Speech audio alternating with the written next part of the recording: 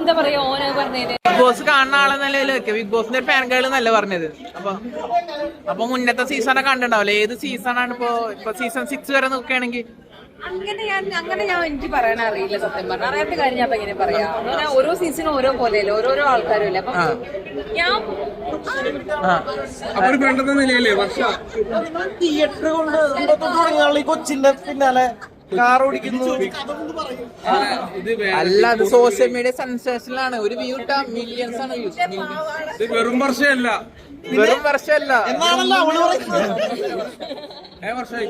അക്ബറിന്റെ ആ ഒരു പ്രസ്താവന കണ്ടായിരുന്നു,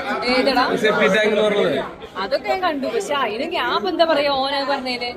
അല്ല, ഒരു ഫ്രണ്ട് എന്നല്ല, സുഹൃത്തല്ലേ? അല്ല അങ്ങനെയല്ലടാ, ഞാൻ പറയട്ടെ, നമുക്ക് അറിയില്ലല്ലോ അവരുടെ അക്ബറിന്റെ അകത്തുള്ള സിറ്റുവേഷൻ, നമുക്കൊന്നും അറിയില്ലല്ലോ. അപ്പൊ പുറത്ത് നിന്നുകൊണ്ട് ഭയങ്കര സിമ്പിൾ ആയിട്ട് ഞാൻ എങ്ങനെയാ പറയാ, അവന്റെ കാര്യം അവനല്ല അറിയുള്ളൂ. നമ്മൾ അതിൽ സംസാരിക്കാതിരിക്കുന്നതിനെ പറ്റി ഞങ്ങൾക്ക് അറിയാം, അക്ബറിനെ അറിയാം, നമ്മുടെ കൂടുതൽ ആളാണ് ഒക്കെയാണ്. അപ്പോൾ അവിടുത്തെ കാര്യം നമുക്ക് അറിയില്ല. ഇപ്പൊ കുഴപ്പമില്ലല്ലോ, നല്ല കുഴപ്പമില്ല, തുടങ്ങിയിട്ടില്ലല്ലോ. ഈ ഫസ്റ്റ് അവരൊന്നും ചോദിച്ചിട്ട്. ഓക്കെ. അല്ല, ഈ ഫസ്റ്റ് റോൾ ഉണ്ടാക്കിയത് അനീഷാണ്. അനീഷിനെ പറ്റിട്ട് എന്താണ്? നമ്മള് സാഹസത്തിനെ പറ്റി പറയാനല്ല വന്നത്. അമ്പലശാര് കൊണ്ടുവന്നാലും അമ്പലശാര് കൊണ്ടുപോകും അല്ലെ?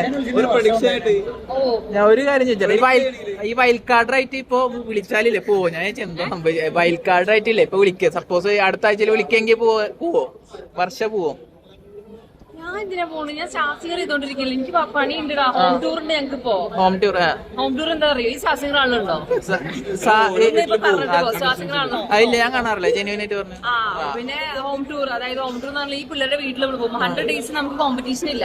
പക്ഷെ ഈ 12 കുട്ടികളുടെ വീട്ടിൽ നമ്മൾ പോകുന്നു, അവിടെ ഷോസ് ഉണ്ടാവും. അത് കഴിഞ്ഞ് വരുമ്പോഴത്തേനും ബിഗ് ബോസ് കഴിയും. അപ്പൊ നമ്മൾ വീണ്ടും ഇപ്പത്തെ കോമ്പറ്റീഷൻ തുടരും. എന്നിട്ട് നമ്മള് ഫിനാലെ വരെ പോകും. അത്ര അല്ല, ഞാൻ ചോദിക്കാൻ കാരണല്ലേ, ബിഗ് ബോസിന്റെ ഒരു ഫാൻ ഗേൾ എന്ന് പറഞ്ഞല്ലേ, അപ്പൊ നമുക്കൊരു പോവാനൊക്കെ ഒരു ഉത്തരവൊക്കെ ഉണ്ടാവുമല്ലോ. അല്ല, നമ്മുടെ ആൾക്കാരനെ ചെയ്യുന്നത് നമുക്ക് അറിയാം. ഇങ്ങനെയൊക്കെ പിന്നെ ഇപ്പൊ ഞാനിപ്പോ ഒരു ഷോ ചെയ്യില്ലേ ഏഷ്യാനെറ്റില്, പിന്നെ എല്ലാം കൂടി ഇപ്പൊ ചെയ്യേണ്ട ആവശ്യമില്ലല്ലോ.